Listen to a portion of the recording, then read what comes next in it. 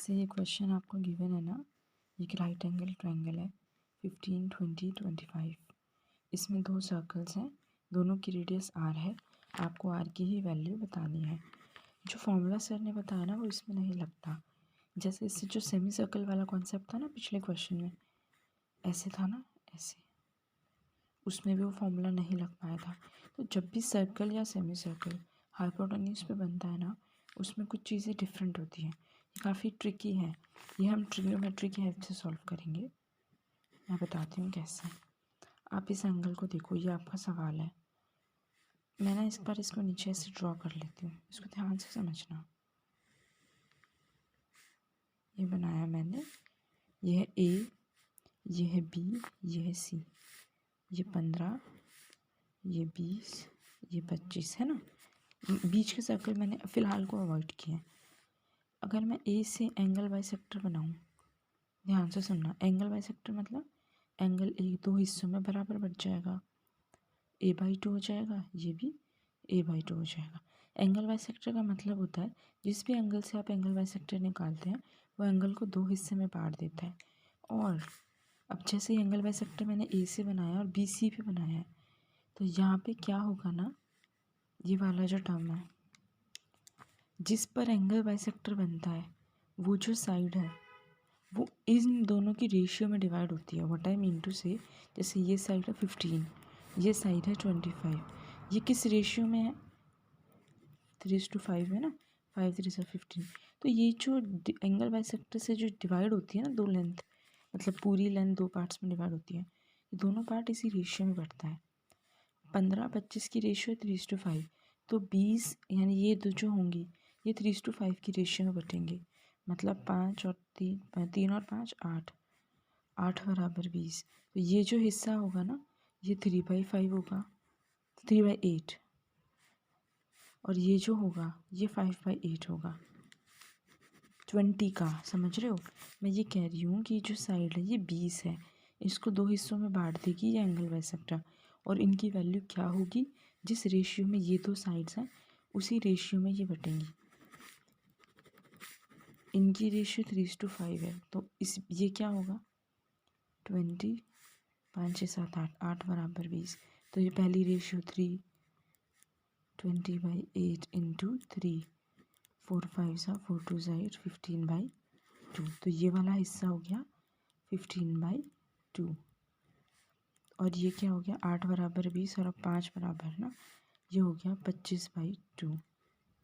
तो ये जो है, मान लो ये कोई पॉइंट है x, तो बी एक्स की वैल्यू होगी 15/2, एक्स सी की वैल्यू होगी 25/2।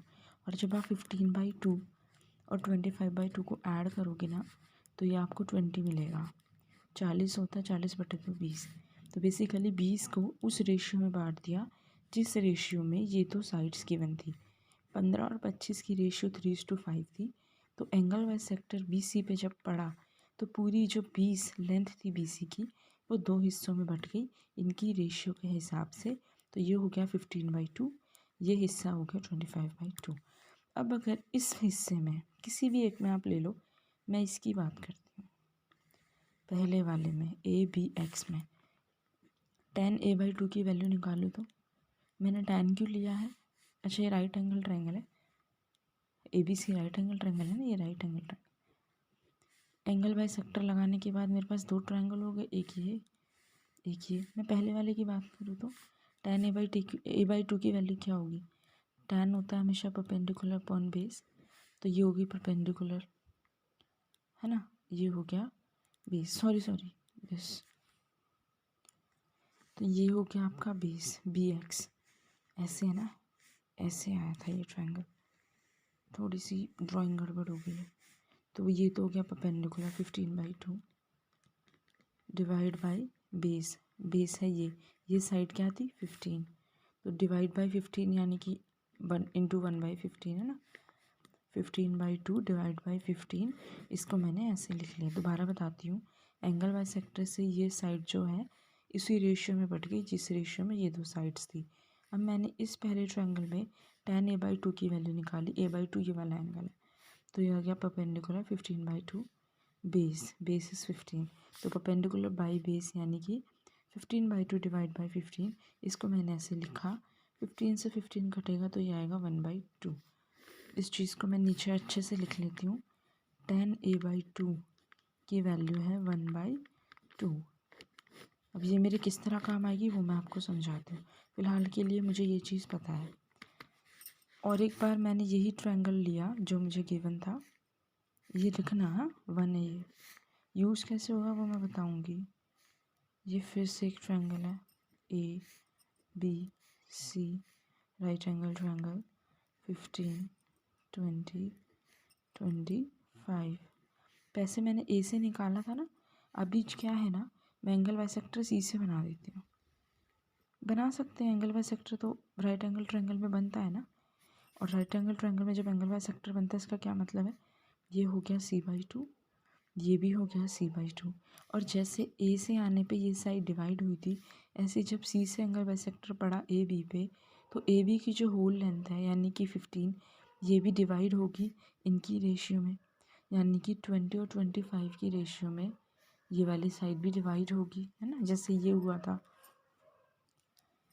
अच्छा, एक चीज़ आपने देखी, ये वाली की रेशियो यहाँ, इस वाले की रेशियो से तो ये वाला जो पार्ट है वो इसकी रेशियो से चेंज होगा, ये वाला पार्ट इसकी रेशियो से। व्हाट आई मीन इज 25 और 20 की क्या रेशियो आएगी, आप बोलोगे 5:4। तो ये वाला जो पार्ट होगा ये होगा 5/9 ऑफ 15, और ये वाला जो पार्ट होगा ये होगा 4/9 ऑफ 15। आप सोचोगे कि 4/9 क्यों नहीं है और ये 5/9 क्यों नहीं है। 25 के सामने 25 की रेशियो तो ऐसी आएगी ना, 5:4 इन दोनों की रेशियो। तो ये वाला पार्ट इसके अकॉर्डिंग चेंज होगा, ये वाला पार्ट इसके अकॉर्डिंग। तो ये वाला जो पार्ट है इसको मान लीजिए मैं y बोल देती हूँ। तो इस वाले की वैल्यू क्या आएगी, 25/3, और इस वाले की वैल्यू क्या आएगी, 20/3। तो ये जो ट्रायंगल है, अगर मैं इसको दोबारा यहाँ बना दूँ, साफ साफ बनाती हूँ, तो मैंने जब एंगल बाइसेक्टर डाला सी से, तो ये हो गया c/2, ये भी हो गया c/2, ये तो ए और बी था राइट एंगल, ये थी 20, ये थी 25, ये पूरा था 15, और एंगल बाइसेक्टर से जब रेशियो डिवाइड होगी लेंथ, तो ये ऐसे होगा, ये 25/3 और ये हिस्सा है 20/3। यहाँ पर भी जब आप इन दोनों को ऐड करेंगे तो आपको 15 मिल जाएगा, ये इनके लेंथ का डिवाइजन है। अब फिर से इस वाले ट्रायंगल में भी, जैसे मैंने यहाँ पे 10a/2 लिया था, मैं यहाँ पे भी अगर 10c/2 ले लूँ तो इसमें 10c/2 फिर से परपेंडिकुलर बाई बेस हो जाएगा। परपेंडिकुलर आपका 20/3 डिवाइड बाई बेस 20, तो 20 इसको मैं जब सॉल्व करूँगी इंटू 1/20, ये आ जाएगा आपका 10c/2 इज इक्वल टू 1/3। 20 से 20 कट जाएगा। अब आप बोलोगे आपने पंजी ये क्यों किया, 10a/2 10c/2 क्यों ले लिया, और मैं आपको वो बताती हूँ। ये था आपका ओरिजिनल ट्रायंगल, है ना, दो सर्कल थे, दोनों की रेडियस आर थी, ABC right angle triangle, this was your 15, this is your 20 and this is your 25। अगर मैं इन दोनों के सेंटर्स को जोड़ दूँ, ये आर है तो ये भी आर होगा ना, एक पॉइंट सेंटर ऑफ सर्कल से किसी भी पॉइंट तक जो भी रेडियस जाएगी वो रेडियस ही है। If this is R this is R, इस ट्रायंगल में if this is R this is R. अब इन दोनों को अगर मैं जोड़ रही हूँ तो ये टोटल मिला के क्या बनेंगे, r + r 2r। और यहाँ पर भी अगर ये 2r है तो ये भी 2r है मेरा, है ना, दिस इज़ ऑल्सो 2r। इस पॉइंट को मैं से सपोज p कह देती हूँ, इस पॉइंट को मैं q कह देती हूँ।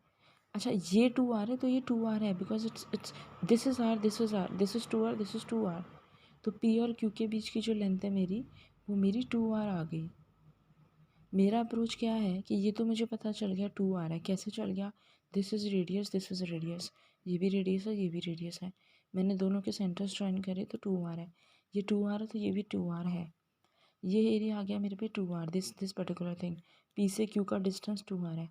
अगर मैं a और a से p यानी कि ये, और q से c यानी कि ये निकाल लूँ, तो मेरे पास ac की प्रॉपर लेंथ आ जाएगी। निकालने से क्या मतलब है, अगर मैं a p और क्यू सी को आर के टर्म्स में निकाल लूँ तो मेरे पास ए सी की कंबाइंड लेंथ आ जाएगी आर के टर्म्स में, जो कि कुछ नहीं है बस कि 25 ही गिवन है। तो मैं इसको 25 से इक्वेट कर दूँ, मेरा रेडियस आ जाएगा। तो मेरा मेन एम क्या है, ए पी को आर के टर्म्स में लिखना और क्यू सी को भी आर के टर्म्स में लिखना। ये पोर्शन मेरे पास 2r पहले से है। अब इसको देखते हैं। इफ़ यू रिमेंबर, ये वाला ट्रायंगल जो अभी मैंने कराया था ना आपको, ये यहाँ से मैंने डाला था एंगल बाइसेक्टर। इस डायग्राम को मैं इसमें एम्बेड करने जा रही हूँ, इसको ये यहाँ से एंगल बाइसेक्टर निकलेगा यूँ, ये हो जाएगा आपका a/2, ये भी है आपका a/2। अच्छा, एंगल बाइसेक्टर यहाँ पे जब पढ़ता है तो राइट एंगल ट्रायंगल बनाते हैं, तो पता होगा ना।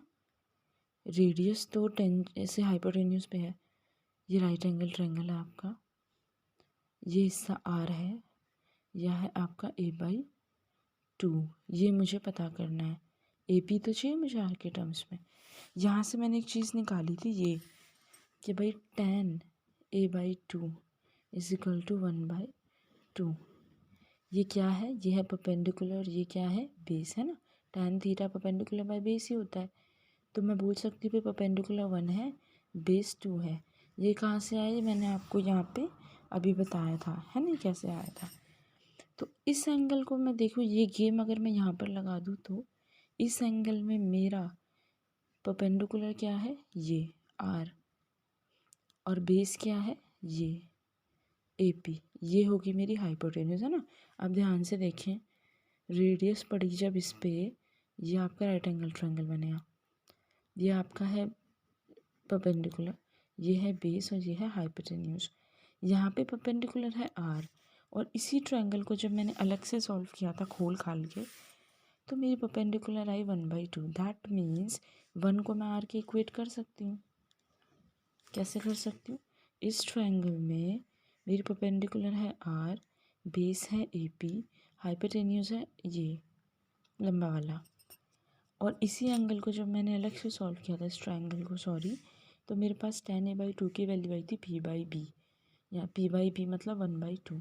तो यहाँ पे तो परपेंडिकुलर आर, और इसी ट्रायंगल को जब मैंने अलग से सॉल्व करा तो परपेंडिकुलर आया 1। दैट मीन्स अगर मैं 1 को आर लिख सकती हूँ, यानी कि this is 1, this is 1, value इसकी 1 है। अगर 1 आर है तो 2 क्या होगा, 2r हो जाएगा। मतलब कि ये जो है, ये बेस है ना इसका, ये 2 है, 2 क्या है, 2r है। आप मेरी बात समझ रहे हो। मैंने इसको अलग से सॉल्व करके ये निकाल लिया था। This is nothing but perpendicular upon base, यानी कि 1/2 आया मेरा परपेंडिकुलर बाय बेस। तो परपेंडिकुलर है 1, बेस है 2। इसी जो मेन में जब मैंने वो फिगर इसमें डाल दिया ना, उठा के एम्बेड करा, तो मुझे पता चला कि बेस है आर, पर बेस है, सॉरी, परपेंडिकुलर आर पर परपेंडिकुलर है 1। तो आर और 1 बराबर है, यानी कि ये जो आर है ये 1 के इक्वेट मैं कर सकती हूँ। This 1 is are.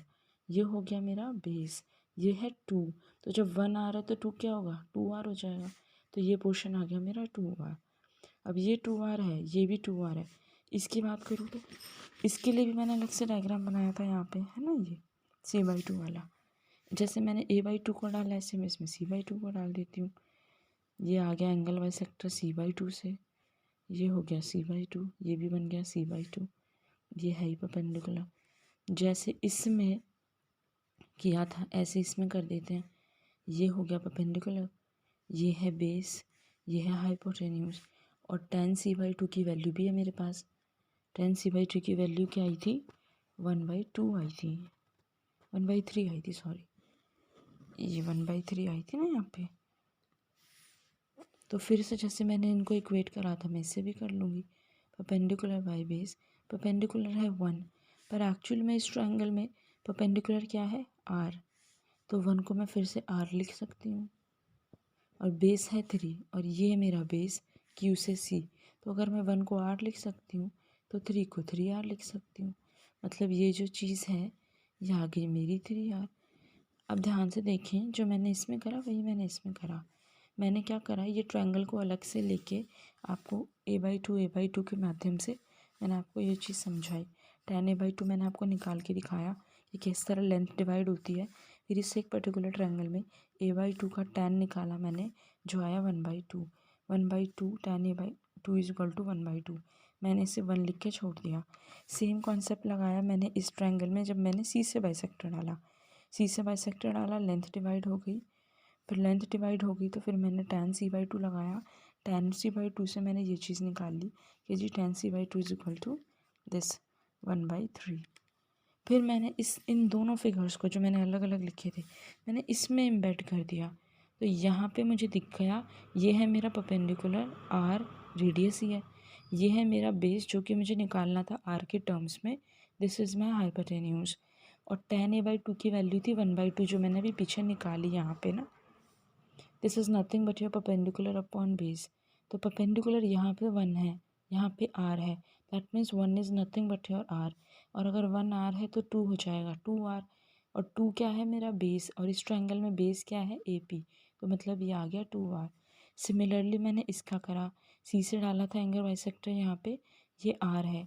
tan c/2 की वैल्यू भी मुझे पता थी 1/3, which is perpendicular and base. यहाँ पे परपेंडिकुलर है r, यहाँ पे परपेंडिकुलर है 1, तो r मेरा 1 है या 1 मेरा r है, एक ही बात है। अगर 1r हो गया तो 3r हो गया। 3r क्या आ गया, बेस। इस ट्रायंगल में मेरा बेस क्या था, ये। तो पूरी AC की अगर मैं बात करूँ, ये है 2r, ये है 2r और ये है 3r। इनका अगर मैं सम कर दूँ तो ये आएगा 2r plus 2r plus 3r, ये आ गया मेरा 7r। और AC की वैल्यू मुझे 25 गिवन है, तो 7r को मैं 25 लिख सकती हूँ। तो r मेरा आ गया 25/7। This is your answer. जो सर ने फॉर्मूला बताया ना, बहुत तेज़ चल रहे हैं। जो आसान से हैं वो फॉर्मूले में करवा के छोड़ देते हैं, जहाँ ट्रिक लगती है वो आपको करने के लिए दे दिया जाता है। और ये जो हमेशा वही फंसता है जो हाइपोटेन्यूज पे है। जैसे कल एक क्वेश्चन था ना जो मैंने बताया था कि भाई सेमी सर्कल ड्रॉ हुआ है हाइपोटेन्यूज पे। हाइपोटेन्यूज वाले पार्ट में ही थोड़े तिगड़म लगाने पड़ते हैं। अगर आपने वो वीडियो देखी थी तो आपको क्लियर हुआ होगा। आई डोंट थिंक अब इस तरह का पैटर्न आता है पेपर में, पर स्टिल अगर आ जाए हाइपोटेन्यूज का केस तो आपको पता होगा ये चीज़ ऐसे ही होगी। इसको एक बार आप ध्यान से समझना। वैसे चांसेस कम है एग्ज़ाम में इस तरह के क्वेश्चंस आने के। यूजुअली आपका शेडेड एरिया आता है मेंसुरेशन से, कॉम्प्लिकेटेड सा figure, and you have to calculate the area for the shaded region. इसमें आपको कोई डाउट है तो आप मुझे कहना।